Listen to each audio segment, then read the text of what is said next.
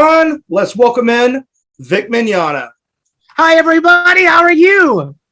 Thank you for having me, Tim. It's a pleasure to join you, my friend. Well, I've got to say, I'm really honored to have you on. Been bugging you for over a year to get on. Well, that is true. And you know what? I have to tell everybody that's watching your stream or that's going to watch this interview, this guy had this made for me from a character that I played in Yu Yu Hakusho. And I had to let you guys know that, you know, he's been asking me to come on for a long time. And I thought, finally, you know what? Tim has been so supportive and so kind and so encouraging throughout the last few years with all the garbage that's happened that I definitely wanted to thank you in person and come on your show and spend a little time chatting with you. So thank you for your kindness and your encouragement, man. Well, I've got to say thank you so much for so many years of entertainment. I mean, I've been watching anime since I was 10, maybe younger. And I got to say, Dragon Ball Z was one of the first animes. And Broly was probably one of my favorite characters. So he's awesome. I have to agree. I mean, I love the character. You know, the original Broly did a lot of screaming and a lot of yelling, and you could basically sum his entire dialogue up in one word, Kakarot. But the new Broly, I especially loved the new backstory and the deeper exposition they gave him. So that was great.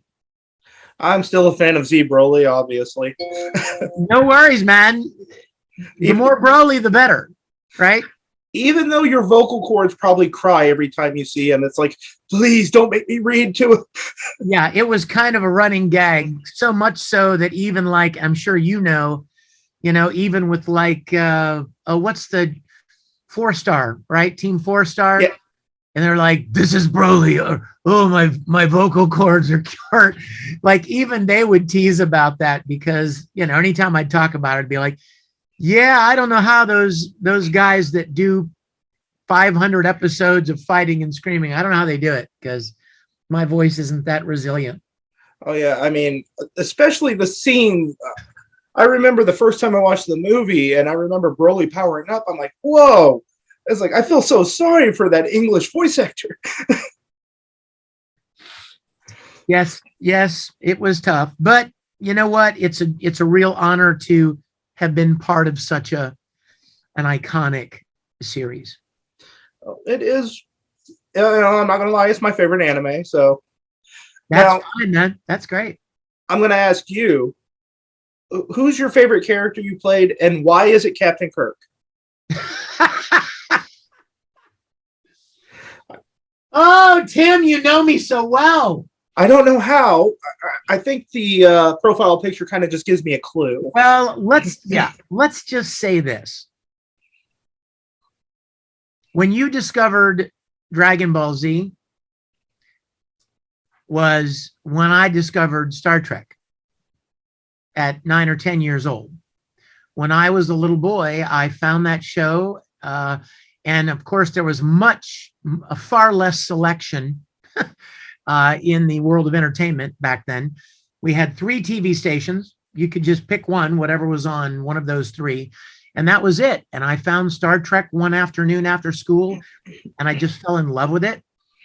And I just, there was something about it, the storytelling and everything that just really resonated with me and got me into acting, got me into building props, got me into making costumes, got me into filmmaking, special effects, a lot of the things that I do now professionally.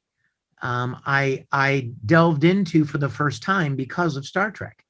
So I have a very, very special place in my heart for the original Star Trek series. And of course, the chance to play Captain Kirk, the chance to play my childhood hero is an incredible privilege. So, yeah, Kirk was definitely my favorite live action role. But as far as anime is concerned, I would have to say that definitely Edward Elric from FullMetal was probably the role for which I that I enjoyed most and I'm proudest of. Now, which version do you like better, Brotherhood or the '03 version? You know, that's an interesting question because everybody always asks that question, right? That's the question. And I will tell you this. I know that most people like Brotherhood better. And that's fine. Brotherhood's an amazing series. In fact, I was very, very grateful that Brotherhood was such a good series because a lot of sequels are not very good. You know, a lot of follow-up series never tend to quite measure up to the original. And Brotherhood, I think, is an exception. Most people like Brotherhood even better than the original series. But having said that, I loved Brotherhood. I loved the ending, especially the fact that it had one. Yeah. But I have a very, very special place in my heart for the original. I fell in love with those characters from the original FullMetal Alchemist. It's kind of like your first love, you know, when you fall in love for the first time, and you may go on to love other people and even marry other people, but you'll always have a place in your heart for that first love. There'll always be that special warmth and nostalgic love for that first. And that's what Full Metal was for me, the first one. So I kind of picked the first one. Well, with me, I did the taboo. I committed my own taboo of watching Brotherhood first. Ah, So that's worse than, you know, Edward doing the taboo transmutation, because that is true. That is true. And you know what's funny is that every time I meet somebody who asks me about, you know, Full Metal, or they say they're a fan, I'll say, which one do you like better? And sometimes they'll even say, well, I've only seen Brotherhood. And I'll always have to say, you've got to go back and you've got to watch the original. Once you finish Brotherhood, Brotherhood's great. It's darker. It's more complex. It's a heavier story. But the original has a lot of wonderful qualities on its own. There are some things in the original I really like. Like, I think for its time, like I said in my video of FMA 03 versus Brotherhood, for the 03 series, the animation is just off the charts good. It's beautiful. In fact, when we heard that there was going to be another Full Metal Alchemist, Brotherhood, when we heard that they were making it, my first thought was, oh no, I hope it's good, because the first one was so good in every way. Like the storytelling, the story was amazing. The animation was beautiful. The music was beautiful. The characters were endearing. Everything about the show just was spot on. And I thought, wow, like how in the world could any follow-up series ever measure up to that? But I think Brotherhood did. And in most people's opinion, even exceeded the original series. I think its strength is in its following the manga. Even when we made the first one, before Brotherhood even came out, fans would say to me, I love Full Metal Alchemist. Have you read the manga? And I would say, no. And they're like, oh my gosh, the manga is so good. So in the back of my mind, I always knew that the fans really loved the manga. And when I heard that Brotherhood was going to follow the manga, I was quite relieved. I thought, oh, it's okay. So that's a good sign. That's one good thing, is that the story is going to be good. Now, I'm going to ask questions about my favorite character, and I'm going to let you guess who that is that you voice. You know who he is. Well, now, you just told me that Broly was your favorite. No, second favorite. But it might be, is it Yu Yu Hakusho? Is it Bui? Nope, you're getting close, though. It's somebody that you voiced from the LA cast. Oh, my. He doesn't have any hair. Oh, of course.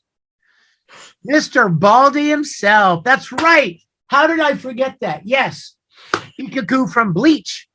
Yeah, totally. I've got to know. Lucky, Mr. Lucky. Yes. Did you come up with those lyrics for the song?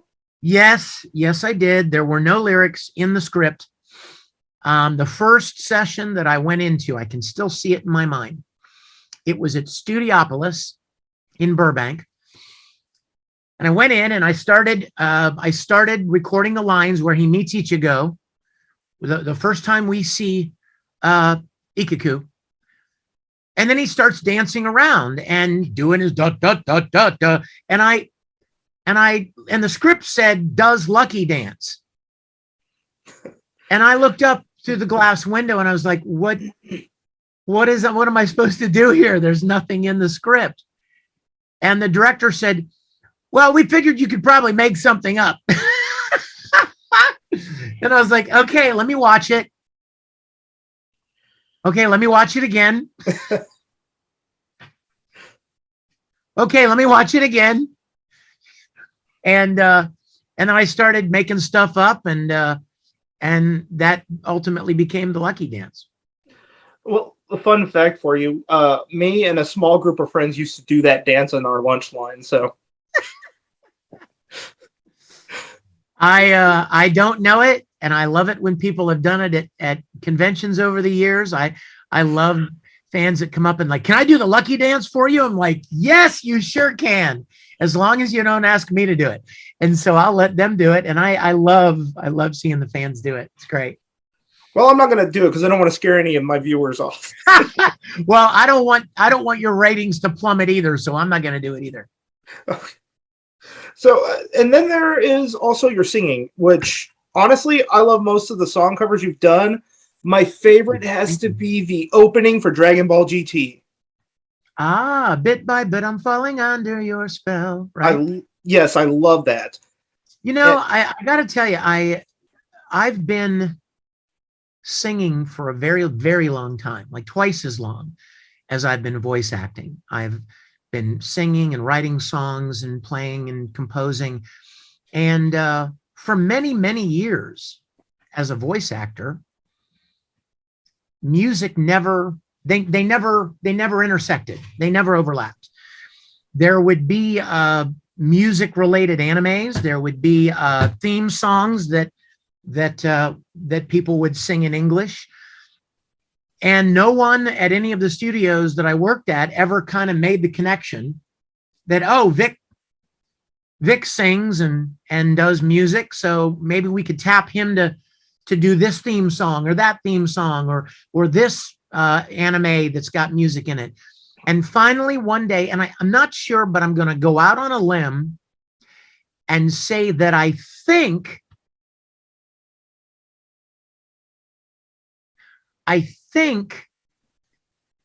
it was Mike McFarland who asked me to record a vocal for something, or One Piece. It might have been Joel McDonald or somebody that was working on One Piece. I think that one of those or two or three of those might have been the first things that I did. And then somebody asked me to do the GT theme. And then when Kai came out, Dragon Ball Z Kai, somebody at Funimation asked me if I would record that. And so I did that. What I thought was really funny was that the official Funimation guys asked me to do that. But what I didn't realize was that other people were recording versions of it as well. I don't know anything about that. So then the next thing you know, I started hearing that, oh, this guy recorded a version of it, and that actor recorded a version of it.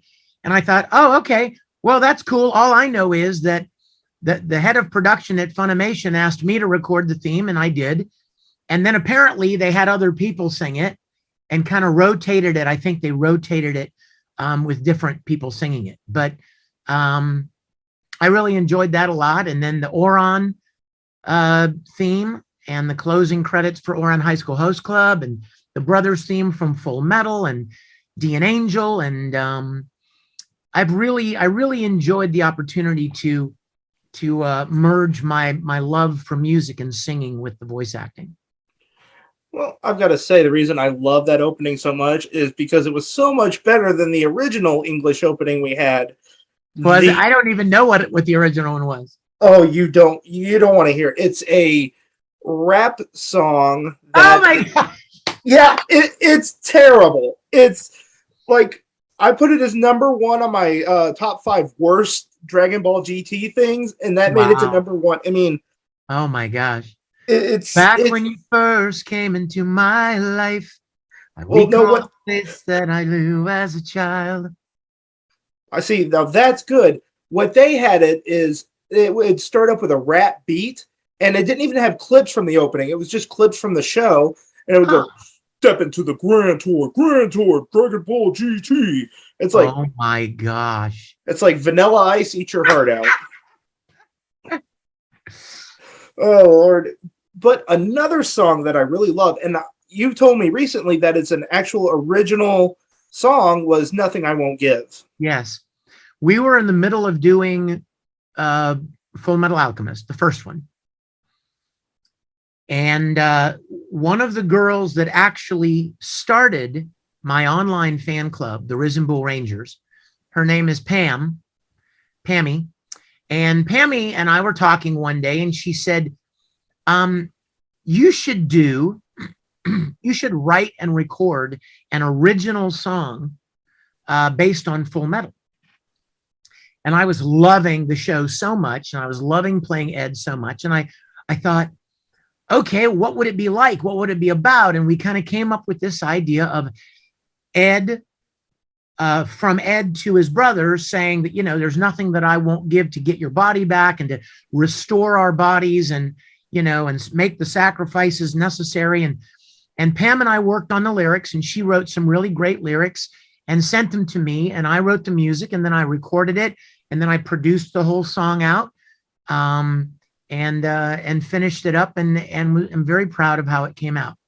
And the fans have really enjoyed it over the years, which I'm incredibly grateful for. I actually used the song in my Full Metal Alchemist video not long ago. So Cool. when I was talking about the fans, endings, well, fans have done some really amazing AMVs to that song as well. now this is a rumor I heard, but was it true you were originally supposed to play Orochimaru from Naruto? No. It wasn't that I was originally supposed to play him. The deal was that I auditioned for him. And it came down to like me and just a couple of other people. And they ended up going with Steve Bloom. And of course, I love Steve to death. He's an amazing voice actor. And I'm like, well, hey, can't argue with that, right? I mean, go Steve. So I was disappointed that I didn't get to play Orochimaru, but hey, that's life. You audition, and sometimes you get cast and sometimes you don't. So I ended up playing Obito and Nagato and several other characters in Naruto. But then, as luck would have it, they came out with this funny satirical series called Rock Lee and His Friends or something like that. And it was all like chibi versions of these Naruto characters, and they were all like caricatures of themselves. And Orochimaru was in it, and he was real crafty, and he was always bumbling up and trying to do these evil, sinister plans that would be foiled. And the same studio dubbed it that was dubbing Naruto. And for whatever reason, Steve wasn't available to do, or wasn't able to do, Orochimaru. And so they called me and said, hey, will you do Orochimaru? And they even sent me a couple of Steve's clips, a couple of audio clips of Steve doing Orochimaru, and said, we kind of want him, to sound similar to this. And so that was how I ended up getting to do that. That was a lot of fun. I don't know that a lot of people even know about that series, but it was really funny. I've watched it, and I've got to say he had some of the best lines in the show. It was so funny. Yeah, it was fun. Yes. Yes. Now, here's the big question: who hurts your voice more, Broly or Bui? Oh, Broly. Seriously, because and I'll tell you why. I'll tell you why. Because we wasn't around for 15 video games and 4 movies and video games and stuff like that. And, there just wasn't as much screaming and yelling as there was as Broly. You know who was worse than Broly, though? Who was that? Worse than Broly. Thank heavens that he was not a main character who showed up all the time. When I did Digimon, there was a character for a few episodes story arc called Mad Leomon. And he was this big Digimon lion mecha monster. And he was even more throat ripping than Broly was. Thank God, right? Yeah, but fortunately he was only around for a couple of episodes before they defeated him. And and I didn't have to do him anymore. But he was pretty rough too. Do you have any favorite lines from Broly or Ikaku or any of the other characters?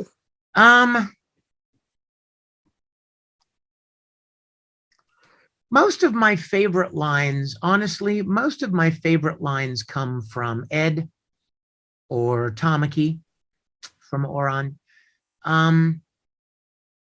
Mostly because I like the characters. The original Broly was a great character, but he wasn't very deep. You know what I mean? He wasn't a very thoughtful, contemplative, cerebral kind of a character. He was just a homicidal maniac who wanted to kill, destroy, ruin planets, crush, Kakarot, die.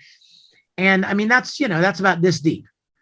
But when the new Broly came out in the Dragon Ball Super Broly movie, I loved some of the lines of dialogue that he had. There were only about 25 lines of actual speaking. Yeah, that goes back to yelling. Yeah, it was literally 25 lines of speaking and 525 lines of yelling and fighting. And I'm not kidding. That was literally the tally. They called me and they said, okay, you don't, the good news is, like, he's got more story development.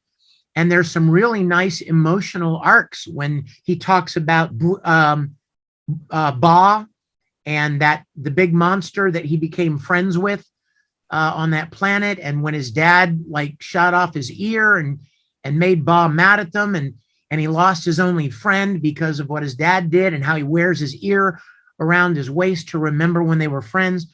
I loved that moment because it gives you some insight into who he really is inside, not the person that his dad trained him to be with his shock collar and all of that manipulation. But he was really kind of a gentle giant, so to speak.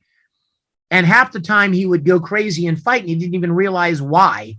He was brought up that way.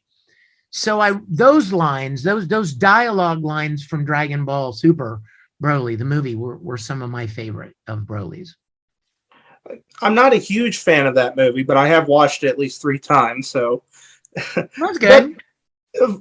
Another fun fact. I learned to copy Broly's voice. I think you've heard me do the voice a few times. I have. I would not wish that on anybody. Well, my younger cousin and I, we used to play Budokai Tenkaichi 3. And I was the only person that knew how to beat all the characters down with Broly. Because in the game, he's slow. And, if you learn a trick to power him up and how to make him the best, you could master it.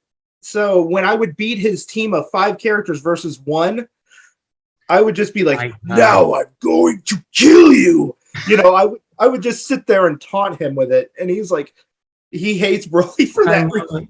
I love it. Somebody told me that there was a combination of buttons that you could press on one of the games where literally it would just play all of the Kakarots in a row, like one right after the other. It would just be like every different way that I said Kakarot for 3 minutes. I'm like, wow. If only they thought of that when they were using you in the recording booth, right?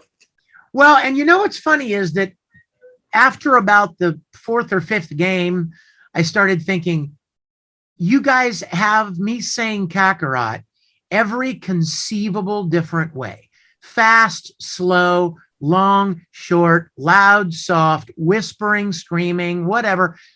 And I thought to myself, why, my first thought would be, why do I need to come in here and do Die Kakarot 100 more times? You've got that. But then I thought, well, I mean, I am being paid to do the recording sessions, so I probably should be grateful that they're bringing me in to just, to do it all over again instead of just pulling the lines from previous recording sessions. So yeah, but it does save your vocal cords from being in pain. Yeah, it does, but that's part of the job. You know what I mean? That's what I signed up for. And I was telling somebody the other day, in fact, this morning, I had a friend of mine from my church over here, and she was singing laying down a vocal to a song, and we were talking about singing and voice acting, and I told her I used to be able to sing higher.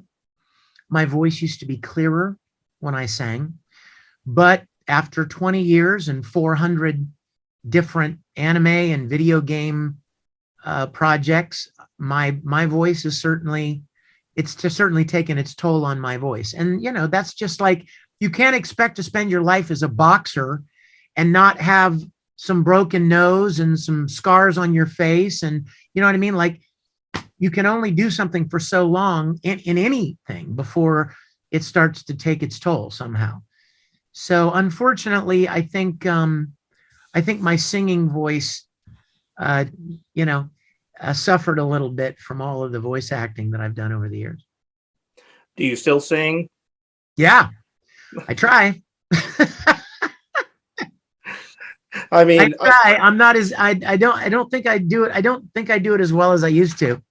I don't think I sound as good as I used to, but I still love doing it. I still write songs and play the piano and sing, but I'm not as good as I used to be.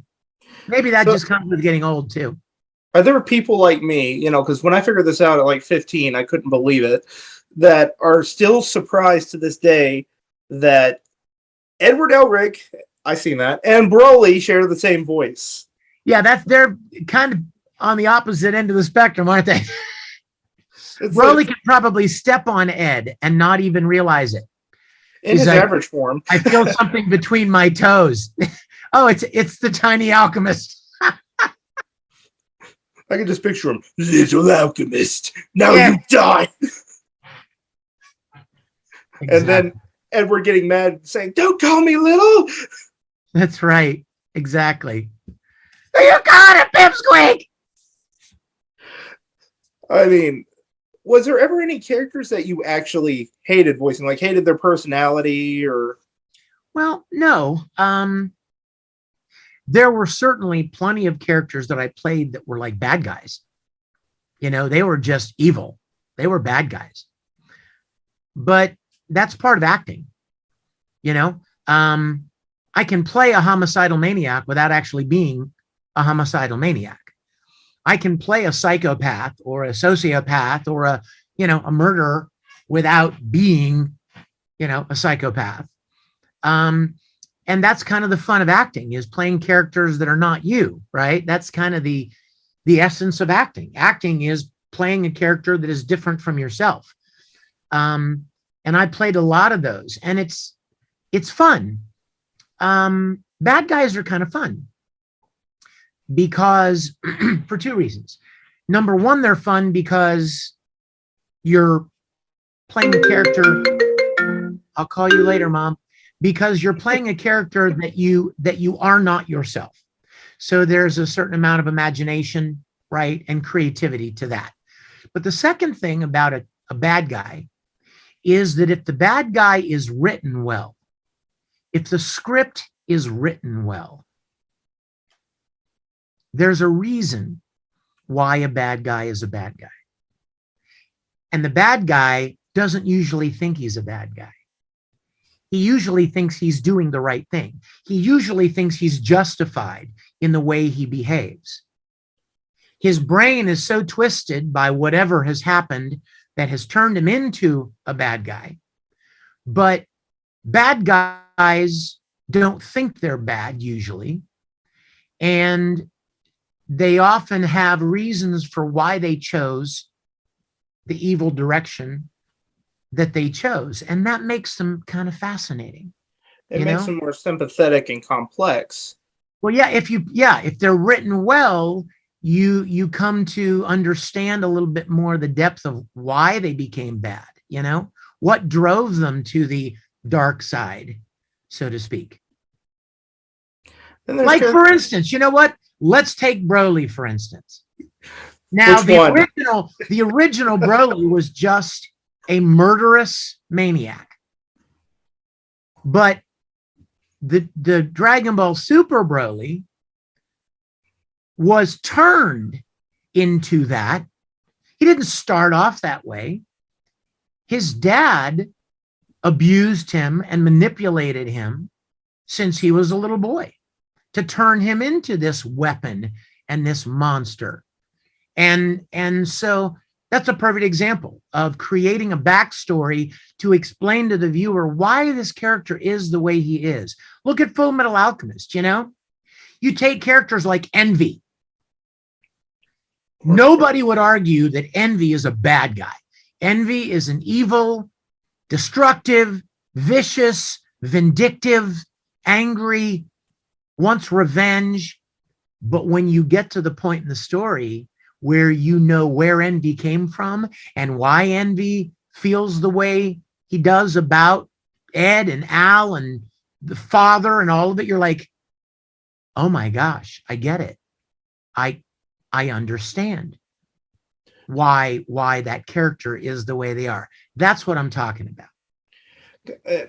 Now I've got to know, because, I've been waiting to ask this one for a while. What was your favorite episode of Star Trek that you worked on?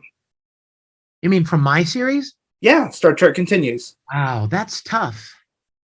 That's really, Tim, that's a hard question. And I'll tell you why. Because I had my hand in every single episode, in every word and every frame of every episode. Like whether it was my story or whether it was someone else's story that I script edited or directed, I executive produced all of them, which means I was on set making sure that every episode was what I wanted it to be. Now, granted, I had some amazing, talented people in my production that brought all kinds of talent and skill to the equation. But to pick a favorite would be really, really hard for me because I love all of them so very much. I think maybe one of the most compelling episodes is episode 4, The White Iris. I think that would be one of my top favorites because you saw a vulnerable side of Captain Kirk. Heroes in the 60s were very two-dimensional. Heroes were always heroes. You know what I mean? They always had the solution. They saved the day. They always figured out the problem. They always got the girl. They always had the right answer. But that's just not realistic, is it? No. Nobody always has the right answer. Nobody always saves the day. We all make mistakes. We all are flawed in our own different ways. And so the whole impetus behind our 4th episode, The White Iris, was that Captain Kirk has a lot of pain and a lot of regret and even shame and remorse for choices he made, women that he loved and lost, decisions that he regrets, closure that he never got in certain situations. And because he's the captain, because he has all of this responsibility, he pushes this guilt and this pain and this remorse down and hides it and never lets it out, never deals with it. And episode 4 tells the story of all of that guilt and remorse and regret coming to the surface and basically manifesting itself in all of these ghosts from his past that will not allow him to move forward until he deals with them and addresses those feelings. And it's a side of Captain Kirk that you didn't really see in the original series because of the period in which the show was made. And so a lot of our fans of Star Trek Continues, that's one of their favorites as well. That's one of mine, definitely. What do you think of the evil Kirk meme? Oh my gosh. I mean, you know what? See, that our 3rd episode was an amazing episode too. And I'll tell you why. Because first of all, James Kerwin did such an amazing job directing the episode and writing the script based on my story. And he just knocked it out of the park.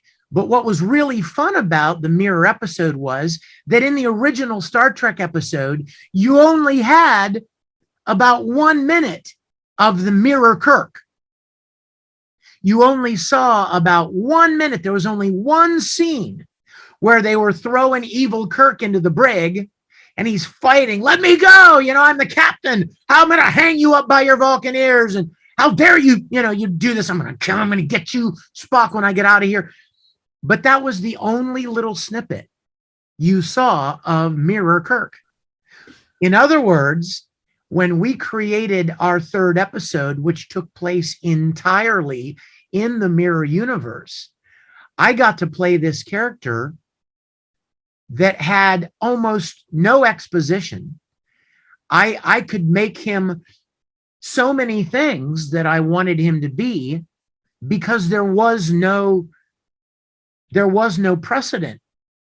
The only time you saw Mirror Captain Kirk in the original series was when he was on the good Prime Universe Enterprise being thrown into the brig.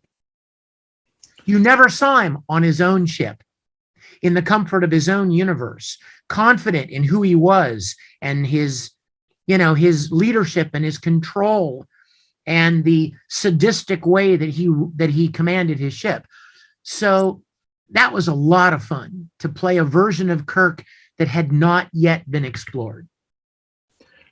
I thought it was probably one of my favorite episodes. See, when I told my brother about the series, he hates anime. He despises it. The only anime he would watch was Akira, and that's just old school. And I told him, I said, well, you should try Star Trek Continues. The new Captain Kirk and stuff I think you'd like. He looks at it, and he's like, well, I just have all the episodes now. It's really good, and I think it's better than the original. Oh, my goodness. Well, we have had so many incredibly kind compliments and comments on Star Trek Continues. And you can imagine our goal from the very beginning was to pay homage and tribute to the original series and say thank you to Bill Shatner and Leonard Nimoy and DeForest Kelley and all of them that created that show that inspired so many of us. So for anyone to regard our series on par with the original is the highest praise and the highest compliment. I'm very grateful for that. Yeah, he is not an anime guy, and he was just he kept the Blu-rays for himself. He told me I had to go get my own. Yeah, so he was hooked to it right away, and if he actually likes the show, I know my grandfather, God rest his soul, would have loved it because they were big Trekkies. I was always a Star Wars nerd. And you know what? I'm a Star Wars nerd too, bro. I mean, anybody who ever says Star Trek or Star Wars clearly doesn't get it because it's not one or the other. They are two completely different things. It's like you say, do you like Rambo or Terminator. Well, why can't you like them both? Exactly. You don't have to pick one. I have a room upstairs in my house, and one half of the room is Star Trek memorabilia and collectibles and things that I've had over the years. And the other side of the room is lightsabers and Star Wars things that I've collected over the years. You don't have to pick one. I do have something that I did keep from my grandfather after he passed away. He gave it to me. It was a signed photo of Leonard Nimoy. He met Leonard Nimoy. So, you know, Star Trek always had a special effect on him. So that's why I was so happy to get to watch your guys' version of the show, because I thought it was just really well done. Thank you. And you know what? You know who created Star Trek, right? Gene Roddenberry. Well, his son, Rod Roddenberry, not only has Rod many, many times said publicly and in interviews that he considers Star Trek Continues canon, but he's also said that if his dad were alive, he would consider it canon. And Rod even thinks that our series was as good and in some cases better than the original. You can't get any higher praise than that from the son of the creator of the show. Rod even came down to our studio and did a cameo, did a little guest spot in our 6th episode. He wanted to be a red shirt, and you know, who am I to deny Rod Roddenberry the chance to be a red shirt? So he came down and played Star Trek with us. But we've gotten such high praise from so many people that loved the original series, and I'm very grateful. Well, I see what makes it so much more groundbreaking is it's a live action, I guess, remake. Would that be a appropriate way to say it? Remake? Reboot? No, it's not a remake. I would call it's a continuation. All right. It's a live action. It's a completion. Because if you think about it, the original series was canceled abruptly without any kind of ending. It was just canceled in its 3rd season. And yet at the beginning of every episode, Captain Kirk would say, these are the voyages of the Starship Enterprise. Its 5-year mission to explore strange new worlds, right? To seek out new life, new civilizations, boldly go where no man has gone before. Well, they didn't have a 5-year mission. The show was canceled. And then the next time you saw any of those characters was 10 years later in Star Trek The Motion Picture. And by then, Kirk had become an admiral. Spock had gone back to Vulcan. So what happened in that span of time? So my goal with Star Trek Continues was to pick up where the original series was canceled, finish the 5-year mission, return the Enterprise to Earth, and leave everybody right where they were when the motion picture came out. Now, like I was saying, though, like most live action stuff or continuations, they always try to force their agenda in your face, and it doesn't seem like an open love letter, like Cowboy Bebop, the live action version. Yes.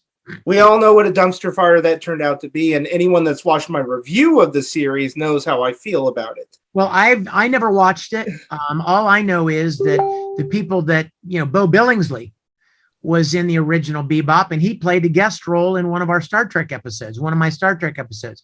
Bo is a great friend. Steve Bloom is a great friend. The people that were in the original Bebop dub are wonderful. And I didn't get the chance to watch the live action. I heard a lot of reviews about it, but I don't have any real strong feelings about it. But often the live action versions of anime are not usually as good as the original. There's only very few times when continuations or, say, live action versions get to be better or just as good, like Star Trek Continues or the Ninja Turtle movie that came out in 1990.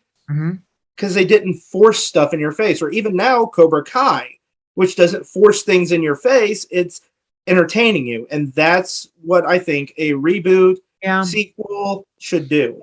I agree completely. In fact, our world right now, and you know exactly what I'm talking about. Our world right now is so full of people with an agenda, and everything has to be politicized. Everything, people feel like they have to virtue signal, and they have to make sure the world knows what they think of this, or the world needs to know what I think about that. Well, guess what? Nobody cares what you think about this or that. Why don't you just have your opinions and live your life and leave people alone? And if you don't have anything nice to say, don't say anything. Remember that one? Whatever happened to that one? Our parents used to teach us when we were kids, if you don't have anything nice to say about somebody, don't say anything at all. Leave people alone. But now we're in a culture where not everyone. We're in a culture now where so many people think that it's so absolutely important that their voice be heard, that they hate this and they hate that person and they condemn that and they're offended by that and they're uncomfortable with this. Oh my goodness. What are you, 6 years old? I mean, be a grown up and be a professional in your industry, do your job, and leave people alone. I mean, I don't understand where that started, but it's very sad because you can't do or say anything now without somebody finding fault with it or trying to condemn you for it. It's crazy. Somebody told me the other day about some other voice actors who did something completely harmless and got criticized and raked over the coals for something. And I'm like, don't you guys have a hobby? Don't you guys have any relationships? Don't you have a job? Don't you have something that you can put your energies into that actually benefits mankind? Instead of just tearing stuff down and talking about how offended you are about this and how ticked off you are about that. I mean, goodness gracious, how miserable a life must that be? Well, see, that's why I think so many people love Star Trek Continues, in my opinion, because the very first thing that it sets out to do is to entertain its audience. And that's what it's all about. Yes. Entertainment first. Yes. And you know what else we tried to do with the stories that we told? We didn't try to beat people over the head with our opinion. What we tried to do was what the original series did. It would present both sides of an issue intelligently and let you, the viewer, decide what you felt about something or what you thought about something. Because oftentimes there are very compelling arguments on both sides of an issue. And so let's present both sides and then let a thinking, intelligent viewer decide what they feel, what they believe. You know what I mean?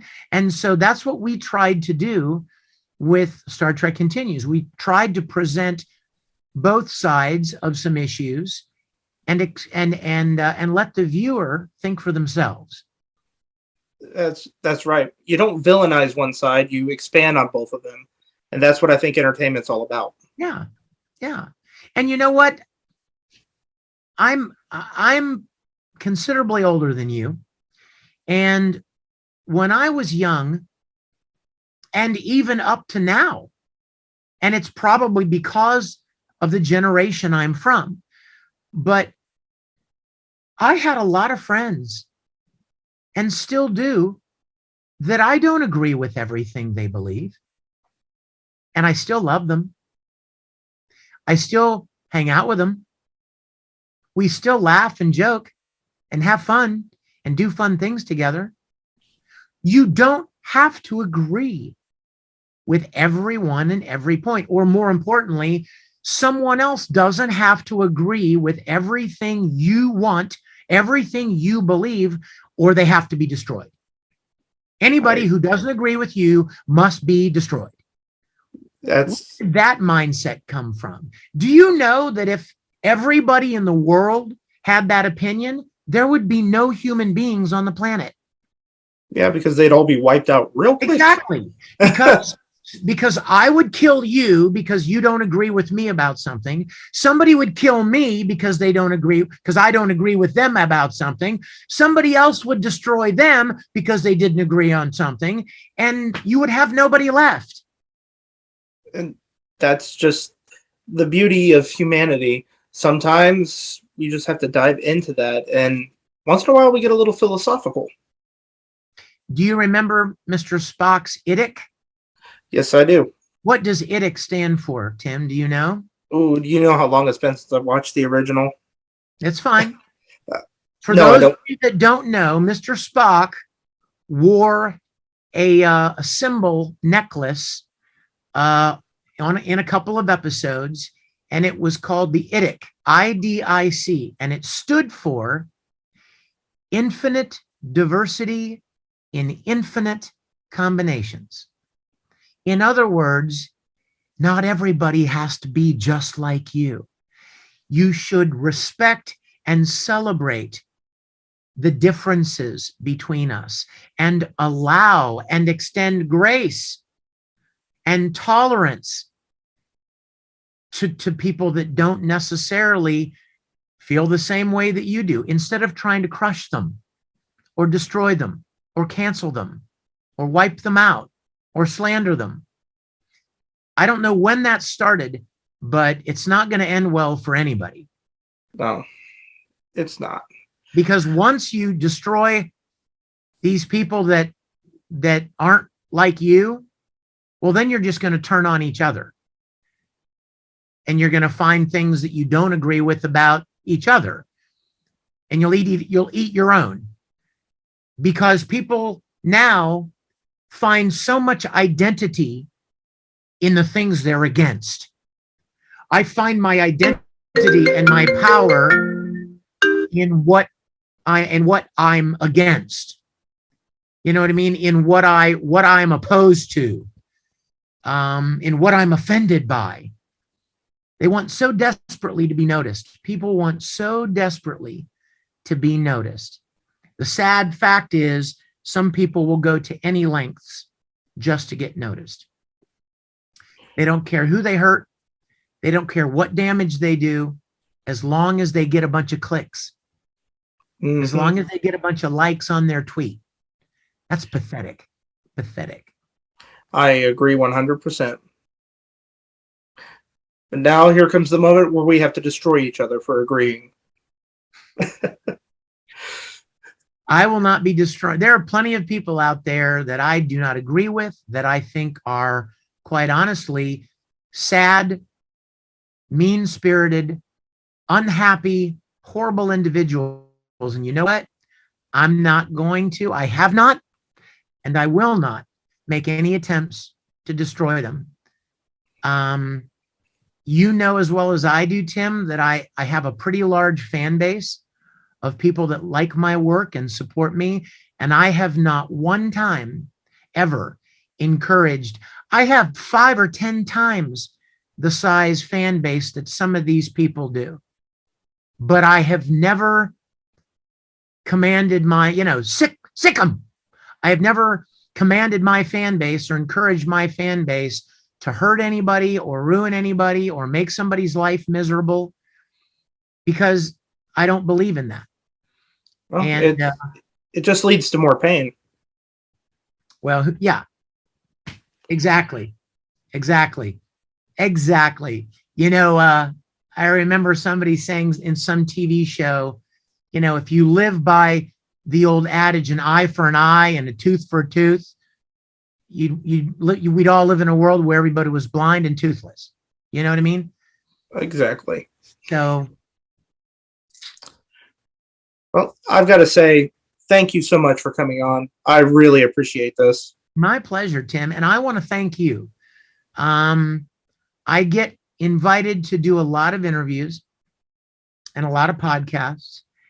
And sometimes it's, just like one person who has, 10 or 15 people watching their podcasts, and I don't have time to do all of those. But you have been so supportive and so encouraging over the last few years. And so I thought, you know what? I want Tim to know how much I appreciate his kindness and his support. So that's why I agreed to do it. And thank you. Allow me to personally thank you, not only for gifts, and you should stop giving presents. Sorry. Your support and your encouragement is gift enough. But also thank you so much for not just for having me on your podcast, but also for your support and your encouragement. Won't you come?